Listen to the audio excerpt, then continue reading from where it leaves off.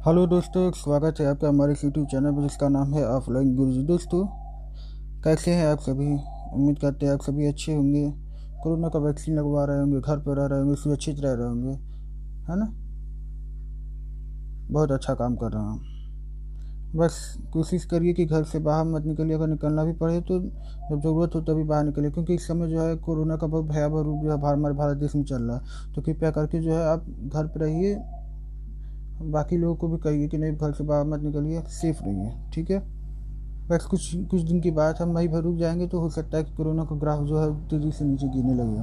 दोस्तों, जितना जल्दी से जल्दी हो सके आप कोरोना का वैक्सीन जरूर लगवा लें, ठीक। कोई भी लगवा लीजिए, आप स्पुतनिक लगवा लीजिए, हाँ, चाहे कोई भी सी लगवा लीजिए, चाहे आपको कोई वैक्सीन लगवा लीजिए, सब बढ़िया है। जल्दी जल्दी लगवाते रहिए। हाँ, वैक्सीन के बारे में कोई भी नकारात्मक अफवाह मत फैलाया करिए, ठीक है दोस्त। चलिए फिर देरी न करते हुए शुरू करते हैं। दोस्तों, उससे पहले मैं आपसे कहना चाहूँगा, यदि आप मेरे चैनल पर पहली बार आए तो मेरे चैनल को सब्सक्राइब कर लीजिएगा, मेरी वीडियोज़ को अधिक से अधिक लाइक करिएगा और शेयर करिएगा। ये मेरी आपसे रोज़ की रोज़ आशा रहती है, ठीक है दोस्त। चलिए फिर अगर चलते हैं क्वेश्चन पे। क्वेश्चन आज का है कि बंद कमरों में स्टोव अंगीठी का प्रयोग न करने की सलाह निम्न कारण से दी जाती है। बंद कमरे में स्टोव व अंगीठी का प्रयोग न करने की सलाह क्यों दी जाती है? क्योंकि यहाँ पे क्या होता है कि कार्बन मोनोऑक्साइड गैस निकलने लगती है। क्या होने लगती है? कार्बन मोनोऑक्साइड नाम की गैस निकलने लगती है। जो कार्बन मोनोऑक्साइड नाम की जो गैस निकलती है वो क्या करती है, हमारे ब्लड में जो हीमोग्लोबिन होता है उससे रिएक्शन कर जाती है। रिएक्शन कर जाती है जो कार्बोक्सी हीमोग्लोबिन बना लेती है। क्या बना लेती है दोस्त? कार्बोक्सी हीमोग्लोबिन बना लेते हैं। तो जब ये carboxy carboxy carboxy carboxy haemoglobin बना लेती है, कार्बोक्सी जो है हीमोग्लोबिन बना लेती है। तो ये क्या करता है कि चूंकि हमारे ब्लड में जब ऑक्सीजन आता है तो ऑक्सीजन जो है हीमोग्लोबिन के साथ रिएक्शन करके ऑक्सी हीमोग्लोबिन बना लेता है। लेकिन यहाँ पे तो अंगीठी से कार्बन मोनोऑक्साइड निकल रहा है, वो हीमोग्लोबिन के साथ रिएक्शन कर जाता है। और आपको पता है कि कार्बन मोनोऑक्साइड वैसे भी जहरीली गैस है, वो हीमोग्लोबिन के साथ यानी हमारे ब्लड के साथ मिल जाएगा, घुल जाएगी तो और भी विषैली गैस हो जाती है। तो इस वजह से जो है आदमी की मृत्यु हो जाती है। तो इसलिए जो है यहाँ पे क्या होगा, कार्बन मोनोऑक्साइड से विषायण, ठीक है दोस्त। अब इसको जो है साइलेंट मौत भी कहा जाता है, कभी कभी इसको साइलेंट मौत भी कहा जाता है, साइलेंट डेथ। क्योंकि आदमी को पता नहीं चलता है। अगर मान लीजिए रात भर सो गया तो पता चलेगा सुबह होती है तो वो क्या हुआ, एक्सपायर कर चुका है, ठीक है दोस्त। उम्मीद करता है आपको यहाँ तक समझ में आया। तो इस प्रश्न का जो उत्तर है वो सी होगा। चलिए फिर अगले क्वेश्चन पर चलते हैं। खाना पकाने के लिए काम में लाई जाने वाली गैस का मिक्सर है। खाना पकाने के लिए लाई जाने वाली गैस का मिक्सर की बात किया जाए तो आपका ब्यूटेन और प्रोपेन है। ये नहीं है, ये भी नहीं है, ये भी नहीं है। कौन है? ब्यूटेन और प्रोपेन है। दोस्तों, अगर प्रोपेन की फार्मूला की बात की जाए तो आपका C3H8 है, और ब्यूटेन की बात की जाए तो वो C4H10 है। अब आपको सर ये आप कैसे बता रहे हैं? तो देखिए दोस्त, ये दोनों क्या है, ये दोनों एल्केन का एग्जाम्पल है। एल्केन का जो फार्मूला होता है, जनरल फार्मूला, सामान्य सूत्र, वो CnH2n+2 होता है। हम जानते हैं कि प्रोपेन में जो है n की वैल्यू 3 रखती है, तो अगर आप 3 रखोगे तो 3 दूनी 6 2 8 हो जाएगा। ये आपका प्रोपेन का फार्मूला बन गया है। ब्यूटेन में आपको n की वैल्यू 4 रखनी होती है, अगर आप यहाँ पे 4 रखोगे तो 4 दूनी 8 और +2 यानी कुल मिलाकर कितना हो जाएगा, 10 हो जाएगा। तो इसका मतलब कि आपका ये प्रोपेन का फार्मूला है, ठीक है दोस्त। उम्मीद करता है आपको यहाँ तक समझ में आ रहा होगा। दोस्तों, होता क्या है कि जो गैस सिलेंडर होता है इसमें ब्यूटेन और प्रोपेन को लिक्विड फार्म यानी द्रव रूप में रखा जाता है, ठीक है दोस्त। यहाँ तक आपको समझ में आया। क्वेश्चन पूछता है किस फार्म में रखा जाता है, गैस फार्म में नहीं, तो आप बताओ नहीं सर ये लिक्विड फार्म में भरा होता है, ठीक है। उम्मीद करते हैं आपको यहाँ तक समझ में आ गया होगा। चलिए फिर अगले क्वेश्चन पर चलते हैं। इस प्रश्न का उत्तर तो भी ये बता दिया मैंने। निम्न से उनके रासायनिक सूत्र के अनुसार जो है नई जोड़ियाँ बनाइए। देखिए दोस्त, अगर मैं इस प्रश्न की बात किया जाए तो आपको अच्छी तरह से पता है कि प्राकृतिक गैस को हम CH2 लिखते हैं। हार्श गैस को हम नाइट्रस ऑक्साइड लिखते हैं। शुष्क बर्फ को जो है हम CO2 लिखते हैं, ठीक है। ड्राई आइस जिसको बोला जाता है, ये अमोनिया आपको जब पता ही है, ये अमोनिया NH3 को कहा जाता है, ठीक है दोस्त। जब आप ऑप्शन देख लीजिए, प्राकृतिक गैस ऑप्शन 4 है, यानी आपका ऑप्शन 4 पहले होगा, N2O में 2 होगा, CO2 का पहला होगा, और अमोनिया का तीसरा, यानी चौथा, दूसरा, पहला, तीसरा जिस ऑप्शन में होगा वही उत्तर क्या होगा, आपका सही होगा। तो देखते हैं। तो अगर आप देख रहे हैं तो यहाँ पे आपको दिख जाएगा सी। ऑप्शन सी में क्या है? ऑप्शन सी में चौथा, दूसरा, पहला, तीसरा, इसका मतलब मेरा ऑप्शन सी से सही है, ठीक है दोस्त। गैस के विकिरण की दर। दोस्तों, अगर गैस के विकिरण की दर की बात की जाए तो गैस के विकिरण की जो दर है उसका जो नियम है उसको ग्राहम ने दिया था। ग्राहम साइंटिस्ट थे, उन्होंने जो है इसको विकिरण की दर, डिफ्यूजन रेट जो है अंग्रेजी में अगर बात किया जाए तो उसको डिफ्यूजन रेट कहा जाता है। तो ग्राहम साइंटिस्ट थे, उन्होंने दिया था, ठीक है दोस्त। उम्मीद करता है आपको समझ में। उन्होंने एक चीज़ भी दिया था, उन्होंने कहा था कि जो उन्होंने कहा था कि जो गैस के विकिरण की दर है वो डायरेक्टली प्रोपोर्शनल होता है 1/स्क्वायर रूट मॉलिक्यूलर मास यानी अणु भार, या फिर डायरेक्टली प्रोपोर्शनल होता है 1/स्क्वायर रूट डेंसिटी। तो कहने का मतलब है कि जो गैस का जो विकिरण की दर है वो आपके जो है इन्वर्सली प्रोपोर्शनल होता है, यानी व्युत्क्रमानुपाती होता है किसके, मॉलिक्यूलर मास की या मॉलिक्यूलर वेट के। तो आप यहाँ पे देखेंगे भाई व्युत्क्रमानुपाती होता है, तो व्युत्क्रमानुपाती अनुक्रमानुपाती गलत हो गया, अनुक्रमानुपाती गलत हो गया, अनुक्रमानुपाती गलत हो गया, ये जो व्युत्क्रमानुपाती है। यहाँ पे देख रहे हैं कि जो गैस के विकिरण की जो दर है, जो आर है, वो क्या है, इस पे डिपेंड कर रहा है, इस पे और इस पे। ये दोनों क्या है, व्युत्क्रमानुपाती है। जो आर है वो अणु भार के भी व्युत्क्रमानुपाती है स्क्वायर रूट के, और जो डेंसिटी है उसके स्क्वायर रूट के भी जो है आर क्या है, व्युत्क्रमानुपाती है। इस वजह से इस प्रश्न का जो उत्तर होगा वो दोस्त ये क्या हो जाएगा, डी हो जाएगा। उम्मीद करते हो दोस्तों आपको यहाँ तक समझ में आ रहा होगा। ठीक है दोस्त, फिर चलिए अगले क्वेश्चन पर चलते हैं। इस प्रश्न का उत्तर डी हो गया। प्राकृतिक गैस का मुख्य घटक क्या है दोस्तों? अगर प्राकृतिक गैस का मुख्य घटक की बात किया जाए तो आप यहाँ क्या होगा, मीथेन होगा। मीथेन का फार्मूला क्या होता है दोस्त, CH4। CH4 को हम क्या कहते हैं, मार्स गैस कहते हैं, है ना, दलदली गैस भी कहते हैं, है ना। जो धान का खेत होता है वहाँ पे अगर पानी डाल दोगे तो ऊपर क्या होता है, जो ऊपर जो है वो आपके क्या होता है, मीथेन गैस निकलने लगती है। ठीक है, मीथेन गैस क्या करने लगती है, निकलने लगती है। जितने भी चारागाह वाले जो पशु है जो चारा खाते हैं उनके मुंह से भी अगर जब जुगाली करती है तो उनके मुंह से भी क्या होता है, मार्स गैस निकलता रहता है। ठीक है दोस्त, और मीथेन के बारे में क्या जानते हैं? मीथेन के बारे में हम जानते हैं कि जो हमारा मीथेन है CH4 वो क्या करता है कि ऑक्सीजन के साथ जो है रिएक्शन करके ऑक्सीमीथेन बना लेता है। क्या बना लेता है दोस्त, ऑक्सीमीथेन बना लेता है। तो जब ये ऑक्सीमीथेन बना लेता है तो ऑक्सीमीथेन क्या करता है कि जो हमारे मजदूर जो कोयले की खदान में काम करते हैं तो वहाँ देखते हैं कभी कभी विस्फोटक हो जाता है। तो ये ऑक्सीमीथेन बन जाने की वजह से वहाँ पे क्या होता है, विस्फोट हो जाता है। दोस्तों उम्मीद करते हैं आपको यहाँ तक समझ में आ रहा होगा। दोस्तों समझ में आ रहा होगा तो प्लीज़ सपोर्ट करिएगा। ठीक है दोस्त, अब देखिए अब आ गया इथेन। अगर मैं सॉरी दोस्त, अगर मैं इथेन की बात करूं, इस इथेन का जो फार्मूला होता है वो क्या होता है, C2H4 होता है। ब्यूटेन तो मैंने आपको पिछले क्वेश्चन में बता दिया कि C4H10 इसका फार्मूला होता है। प्रोपेन भी मैंने आपको बता दिया C3H8 होता है। ये दोनों क्या है, ये दोनों दोस्त एल्केन का ग्रुप है। एल्केन को हम कैसे लिखते हैं, CnH2n+2 लिखते हैं। ठीक है, जहाँ भी आपको प्रोप दिख जाए इसका मतलब आपको n की वैल्यू 3 रखनी है। जहाँ भी आपको ब्यू दिख जाए इसका मतलब कि आपको n की वैल्यू क्या रखनी है, 4 रखनी है। जो n की वैल्यू है वो आपको 4 रखनी है। ठीक है दोस्त, इथेन है तो इथेन तो भाई इथेन जो है वो एल्कीन ग्रुप से आता है, CnH2n से आता है। यहाँ पे अगर n की वैल्यू 2 रखेंगे तो यहाँ पे 2 दूनी 4 हो जाएगा। ये इसका उत्तर है। उम्मीद करते हैं दोस्तों आपको यहाँ तक समझ में आया होगा। चलिए फिर अगले क्वेश्चन पर चलते हैं। इस प्रश्न का उत्तर आपका ये हो गया।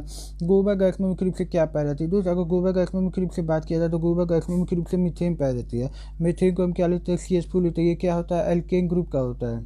क्या होता है दोस्त, एल्केन ग्रुप का होता है। तो आप यहाँ पे एल्केन का आप जानते हो CnH2n+2 होता है। तो जहाँ भी आपके मेथ आ जाए इसका मतलब आपको n की वैल्यू 1 रखनी है। अगर आप 1 रखोगे तो आप देखोगे कि C1 और H जो है क्या हो जाएगा, 4 यानी कि CH4 बनेगा। ठीक है दोस्त, उम्मीद करते हैं आपको यहाँ तक समझ में आ रहा होगा। दोस्तों अगर मैं बात करूँ क्लोरीन की, तो यहाँ पे क्लोरीन को ऐसे लिखते हैं, हाइड्रोजन को H2 लिखते हैं। ठीक है, क्लोरीन क्या करता है, किसी भी पदार्थ का जो है रंग उड़ा देता है। ठीक है, एक ऐसी गैस होती है, पीली गैस होती है। कैसी गैस होती है दोस्त, पीली गैस होती है। हाइड्रोजन को हम की खोज किसने किया था, कैवेंडिश ने किया था। हाइड्रोजन की खोज किसने किया था दोस्त, कैवेंडिश ने किया था। उम्मीद करते हो दोस्तों आपको यहाँ तक समझ में आ रहा होगा और अच्छे से समझ में आ रहा होगा। ठीक है, तो दबा कर लाइक ठुकिए। चलिए अगला क्वेश्चन पर चलते हैं दोस्तों। अब आ गया सवाल। अब सवाल वाला प्रश्न आ गया तो सवाल वाले प्रश्न को अच्छे से समझिए। ठीक है, इसको मैं थोड़ा सा क्या कर देता हूँ, जूम कर देता हूँ। थोड़ा सा जूम कर दिया ताकि आपको सवाल दिखाने में आसानी हो। अब देखिए दोस्त क्या होता है, आपको पता है कि पानी का जो वेट होता है वो कितना होता है, लगभग अगर आप वेट निकालेंगे तो ये इसका 18 ग्राम होता है। 18 ग्राम पानी से आपको क्या मिलेगा, अगर मैं H2O की बात कर रहा हूँ तो आपको पता है कि इससे तो हमको 2 ग्राम ये जो हाइड्रोजन है, हाइड्रोजन हमको कितना मिलेगा, 2 ग्राम मिलेगा। और ऑक्सीजन कितना मिलेगा, 16 ग्राम मिलेगा। आप कहोगे सर आप ये कैसे बता रहे हो? तो देखो ऐसा होता क्या है, H2O का आपको मॉलिक्यूलर वेट निकाल लीजिए, अणु भार निकाल लीजिए। तो अणु भार निकालेंगे H2O का तो आपको पता है हाइड्रोजन का तो 1 होता है, 1 × 2, और ऑक्सीजन का 16 होता है, बराबर कितना होगा, 18 हो गया, है ना। तो इसी तरह से आप जो है हाइड्रोजन का भी निकाल लीजिए। हाइड्रोजन का 1 × 2 क्या होगा, 2 हो जाएगा। उसी तरह ये हो जाएगा ना। दोस्तों उम्मीद करता है आपको यहाँ तक समझ में आ रहा होगा। ठीक है, तो अब देखिए जब ग्राम दिया है तो आप क्या करिए ना कि आप यहाँ पे किलोग्राम कर दीजिए। किलोग्राम में क्या करना है, ग्राम में 1000 का मल्टीप्लाई करेंगे तो किलोग्राम में कन्वर्ट हो जाएगा। तो यहाँ पे हो जाएगा किलोग्राम, ये 2 किलोग्राम, 1 16 किलोग्राम। यानी कि अगर मैं 18 ग्राम पानी लेता हूँ तो उसमें हमको 2 किलोग्राम जो है हमको हाइड्रोजन मिलेगा और 16 किलोग्राम हमको क्या मिलेगा, ऑक्सीजन मिलेगा। तो हमसे पूछा है कि नहीं भाई 90 किलोग्राम बताओ, तो यानी कि आप इसमें क्या करो, 5 का मल्टीप्लाई कर दो, इसमें भी आप 5 का मल्टीप्लाई कर दो, इसमें भी आप 5 का मल्टीप्लाई कर दो। 18 25 90 किलोग्राम हो जाएगा ना। आइए कितना हो जाएगा, 5 दूनी 10 किलोग्राम हो जाएगा। आइए आपका 16 25 80 किलोग्राम हो जाएगा। तो इस प्रश्न में जो है हाइड्रोजन पूछ रहा है, तो ऑक्सीजन पूछ रहा है, तो ऑक्सीजन पूछ रहा है तो आप इसका ऑप्शन क्या मारोगे, डी मारोगे। यदि आपसे इसमें क्वेश्चन में पूछता है कि नहीं आप हाइड्रोजन बताओ, अगर 90 किलोग्राम पानी ले रहे तो हमको उसमें कितना हाइड्रोजन मिलेगा, तो आप बताओगे सर इसमें तो आपको 10 किलोग्राम मिलेगा, जैसा कि मैंने यहाँ पे हल करके बता दिया है। दोस्तों उम्मीद करते हैं आपको समझ में आया होगा। ठीक है दोस्त, नहीं समझ में आया तो हमको कमेंट में करके बता दिया करिए सर हमको ये वाला क्वेश्चन नहीं समझ में आया, तो मैं अगले वीडियो में फिर से वही क्वेश्चन को अच्छे से एक्सप्लेन करूँगा ताकि आपको समझ में आ सके।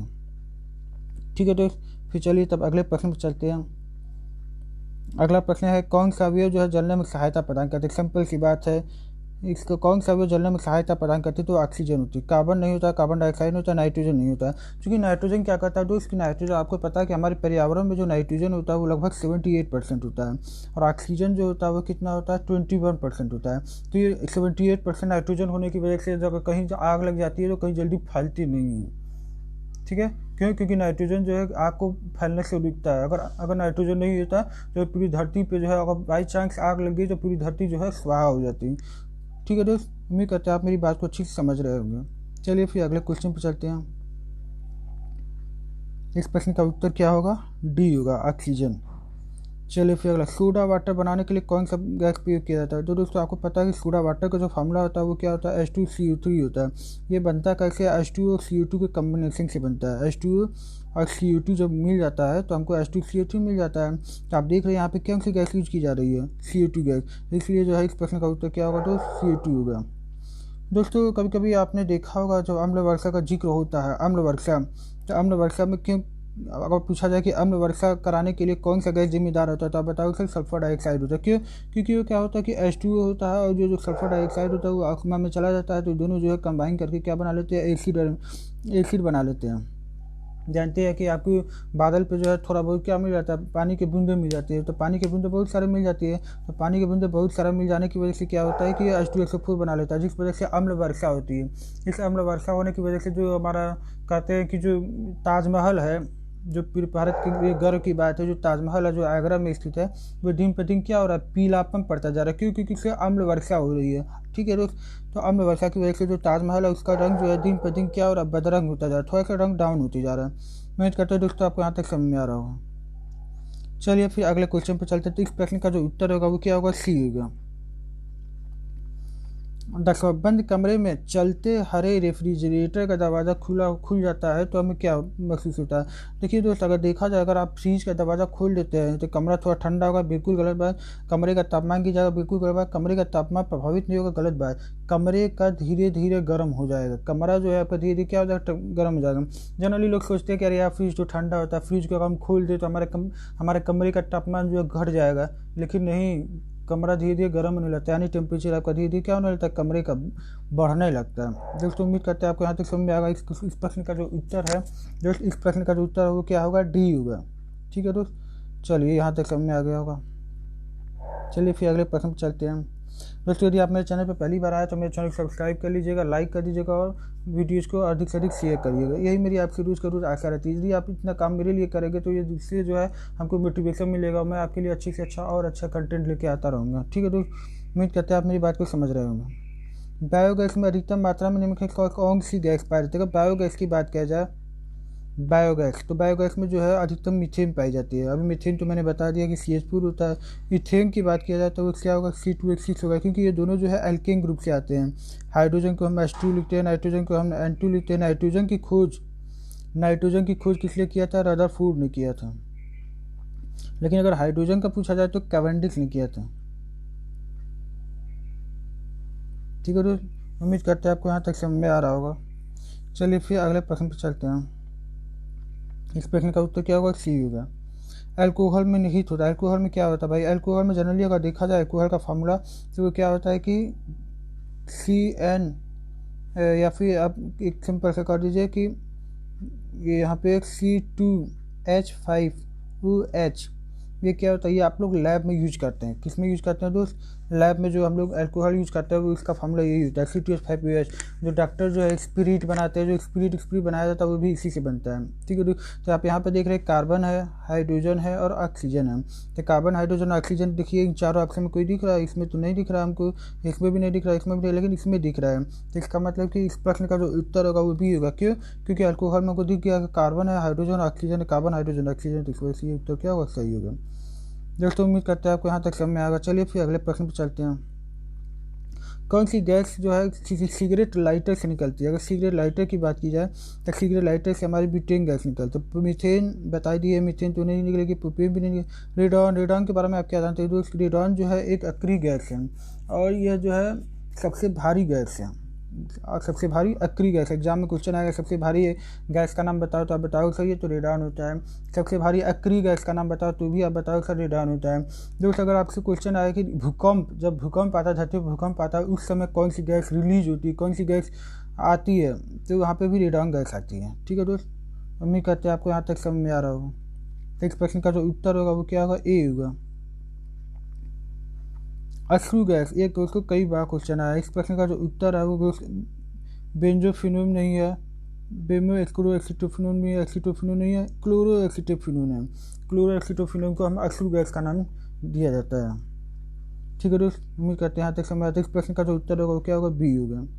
फिर दोस्त आता है वायु की संगठक गैसें सामान्यतया होती है। अगर वायु की संगठक गैसों की बात की जाए तो अगर देखिए वायु, तो आपको पता है कि नाइट्रोजन जो है हमारा क्या होता है, धरती पर लगभग 78% पर। धरती का जो हमारा पर्यावरण है चारों तरफ, धरती के चारों तरफ 78% क्या नाइट्रोजन है और ऑक्सीजन कितना है? 21% है। ठीक है, तो आप देख रहे हैं कि मोटा मोटा कितना 99% तो खाली नाइट्रोजन और ऑक्सीजन मिल रहा है। तो आपको यहाँ पे क्या होगा? आपको केवल नाइट्रोजन गलत बात, केवल ऑक्सीजन गलत बात, केवल कार्बन मोनोऑक्साइड गलत बात। नाइट्रोजन और ऑक्सीजन जो एक सामान्य घटके होती है। इसी वजह से कहते हैं कि ऑक्सीजन क्या करता है, किसी भी चीज़ को जलने में सहायक होता है, लेकिन नाइट्रोजन जो है उसको रोकता है। अगर नाइट्रोजन नहीं होता तो पूरी धरती पे आग लग जाती है, पूरी धरती क्या हो जाती है? स्वाहा हो जाती है। अगर कोई बाई चांस मान लीजिए कि धरती पे नाइट्रोजन नहीं है और कोई माचिस लगा के आग लगा दिया तो ऑक्सीजन से तो भाई सब जल जाएगा, और नाइट्रोजन रहता तो रुकता, लेकिन नाइट्रोजन अपने हटा दिया तो इसका मतलब धरती क्या हो जाएगी? पूरी तरह जल के स्वाहा हो जाएगी। दोस्तों उम्मीद करते हैं आपको यहाँ तक समझ में आ रहा है। चलिए फिर अगले प्रश्न पर चलते हैं। दोस्तों यहाँ पे आ गया एक सवाल। अब सवाल को समझने के लिए थोड़ा सा इसको छोटा करना पड़ेगा। ठीक है दोस्त, अब इस प्रश्न में देखिए, इस प्रश्न में बोल रहा है कि 27 डिग्री सेंटीग्रेड और 760 mm दाब पर एक गैस का आयतन 200 घन सेंटीमीटर, -3 डिग्री सेंटीग्रेड और 760 mm दाब पर इस गैस का आयतन क्या होगा? तो सिंपल है दोस्त, आपको घबराने की जरूरत नहीं है। आपने हाई स्कूल इंटर में पढ़ा होगा कि इक्वेशन होता था गैस समीकरण, जिसको बोलते थे P1V1/T1 = होता था P2V2/T2। ठीक है दोस्त, तो यहाँ पर जो P1 दिया है वहाँ पे देखिए पहली लाइन में जितना दिया वो सब 1 के बारे में बात हो रही है, और जितना दूसरी लाइन में दिया वो सब इसके लिए बात हो रही है, बगल वाले के लिए। ठीक है, तो P1 अगर देखा जाए तो P1 कितना होगा? 760 mm है। V1 देख लीजिए, V1 भी आपका 200 दिया हुआ है, यहाँ पे दिया है ना 200। और टेम्परेचर यहाँ पर T1 आपको 27 डिग्री सेंटीग्रेड दिया था, लेकिन आप उसको केल्विन में चेंज कर दीजिए। केल्विन में कैसे चेंज किया? कोई भी टेम्परेचर अगर डिग्री सेंटीग्रेड में दिया है तो उसमें आप क्या करिए, 273 जोड़ दीजिए। 27 डिग्री सेंटीग्रेड है, इसमें आप 273 जोड़ दीजिए तो आपको कितना आ जाएगा? 300 केल्विन आ जाएगा। इतनी वैल्यू जो है आप यहाँ पे पुट करके रख लीजिए। अब मैं दूसरे के लिए अभी बताने जा रहा हूँ। दूसरे में क्या रखोगे? P2 आपको रखना होगा 760 दिया तो यहाँ पर 760 रख दीजिए। दूसरी लाइन में दिया ना 760, -3 डिग्री सेंटीग्रेड, इसका मतलब T2 आपको कितना रखना होगा? 273 - 3 बराबर हो जाएगा 270 डिग्री सेंटीग्रेड। अब V2 की वैल्यू आपसे पूछ रहा है। ठीक है दोस्त, तो फिर हम जो है क्या करेंगे, अब डायरेक्ट फार्मूला पर रखेंगे। देखिए 760 P1 कितना होता है? 760 V1 यहाँ पर दिया है 200, और T1 27 डिग्री सेंटीग्रेड को अगर केल्विन चेंज करेंगे तो 300 आ जाएगा। यहाँ पे 760 हो गया है। यहाँ पे आपको V2 निकालना है, -3 डिग्री सेंटीग्रेड है, इसका मतलब आपका 270 हो गया। इन दो जीरो से इन दो जीरो कट जाएगा, 3 से कट जाएगा, 3 9 27 90, और इस 60 से 60 कट जाएगा। इस 90 का 2 मल्टीप्लाई कर दीजिए। जब आप 90 का 2 मल्टीप्लाई करोगे तो आपका 180 घन सेंटीमीटर आ जाएगा, यानी कि हिसाब संख्या इस प्रश्न का जो उत्तर होगा क्या होगा, डी होगा। उम्मीद करते हो दोस्तों आपको यहाँ तक समझ में आ गया होगा। चलिए फिर अगले क्वेश्चन पर चलते हैं। निम्न में से कौन सी आदर्श गैस नहीं है। दोस्तों अगर आदर्श गैस की बात की जाए तो हमको पता है कि आदर्श गैस हीलियम होता है, नियान होता है, आर्गन होता है, क्रिप्टॉन होता है, जीनॉन होता है, रेडॉन होता है। आप कहेंगे दोस्त जीनॉन ना, जीनॉन को ऐसे नहीं लिखते हैं, जीनॉन को कैसे लिखते हैं, XE लिखते हैं। ठीक है दोस्त, तो मेरे कहने का मतलब है कि आदर्श गैस कौन सा नहीं है, तो आप यहाँ पर देख रहे हो सिलिकॉन नहीं है, नियॉन तो है ये नहीं होगा, रेडॉन भी है ये, आर्गन भी है, बस सिलिकॉन नहीं है। क्योंकि सिलिकॉन एक उपधातु है। उपधातु क्या होता है, उपधातु ऐसे पदार्थ होते हैं जिनमें क्या होता है कि धातु के भी गुण पाए जाते हैं, यानी मेटल की प्रॉपर्टी भी पाई जाती है और नॉन मेटल की भी प्रॉपर्टी पाई जाती है, यानी धातु और अधातु दोनों की प्रॉपर्टी जिसमें पाई जाती है वो क्या होती है, आपकी उपधातु कहलाती है, यानी मेटेलॉइड जिसको अंग्रेजी में कहा जाता है। तो दोस्तों इस प्रश्न का जो उत्तर होगा वो क्या होगा, सी होगा। चलिए फिर अगले प्रश्न पर चलते हैं। अक्रिय गैस परमाणुओं के, देखिए अक्रिय गैस की बात की, अभी मैंने पिछले क्वेश्चन में बताया कि जितने भी थे, नियान था, आर्गन था, क्रिप्टॉन था, जीनॉन था। तो देखिए अगर नियान की बात किया जाए तो 10 होता है, आर्गन की बात किया जाए तो उसका मालिक्यूलर, उसका जो एटॉमिक वेट होता है वो 18 होता है। तो अगर मैं नियान की बात किया जाए तो नियान 10 है, तो उसको मैं अगर इलेक्ट्रॉनिक कॉन्फ़िगरेशन करूँ तो 2 8 आता है। अब मैं अगर आर्गन की बात करूँ तो इसका अगर इलेक्ट्रॉनिक कॉन्फ़िगरेशन करूँ तो ये 2 8 8 आता है। तो देख रहे हैं एटॉमिक स्केल में कितना है, 8 है, एटॉमिक स्केल में कितना है, 8 है। तो वैसे भी हम जानते हैं कि केमिस्ट्री में पढ़ाया गया है कि जितने भी एटॉमिक स्केल होते हैं अगर उसमें 8 इलेक्ट्रॉन, यानी अगर वो पूरे फुल फिल्ड है, पूरा भरा हुआ है, तो इसका मतलब कि वो गैस कैसा है, वो गैस कैसा है, अक्रिय गैस है। ठीक है दोस्त, तो इस वजह से जो इस प्रश्न का जो उत्तर होगा वो क्या होगा, अक्रिय गैस परमाणु में सबसे बारीक कक्षा में कितने इलेक्ट्रॉन होते हैं, तो आप लोग सर ये तो 8 इलेक्ट्रॉन होते हैं। उम्मीद करते हैं दोस्तों आपको यहाँ तक समझ में आ रहा होगा। चलिए फिर अगला क्वेश्चन, वनस्पति घी बनाने में किसका प्रयोग किया जाता है। तो दोस्तों अगर वनस्पति घी बनाने की बात किया जाए तो वनस्पति घी, देखिए एल्कीन ले लीजिए, ठीक है, और हमको एल्केन बनाना है। तो कैसे बनाओगे, यहाँ पे आपको हाइड्रोजन के प्रेजेंस में रिएक्शन कराना पड़ेगा, हाइड्रोजन के प्रेजेंस में आपको गर्म करना पड़ेगा, ठीक है, तब जो है आपके क्या बनना पड़ेगा, वनस्पति घी बन जाएगा। अब दोस्तों ये हाइड्रोजन करता क्या है, हाइड्रोजन यहाँ पे उत्प्रेरक का काम करता है। ठीक है दोस्त, यहाँ तक आपको समझ में आया होगा। चलिए फिर अगले क्वेश्चन पर चलते हैं। निम्न में से एक परमाणुविक गैस है। देखिए दोस्त अगर एक परमाणुविक गैस की बात की जाए तो हाइड्रोजन आपका द्विपरमाणुविक गैस है, नाइट्रोजन भी आपका द्विपरमाणु गैस है, क्लोरीन भी आपका द्विपरमाणु गैस। लेकिन ये जो आपका हीलियम है, हीलियम आपका मोनो एटॉमिक गैस है, एक परमाणुविक गैस है।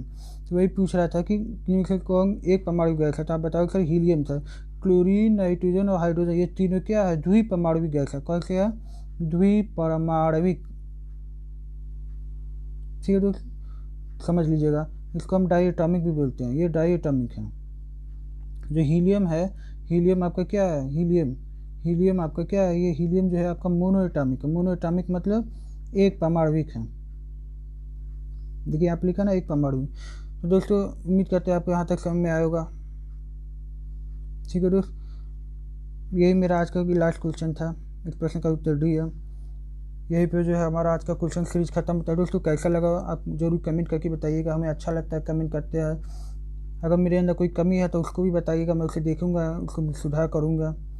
दोस्तों यही मेरी आपसे आशा रहती है। चलिए दोस्त, मिलते हैं अगले वीडियो में, तब तक के लिए धन्यवाद।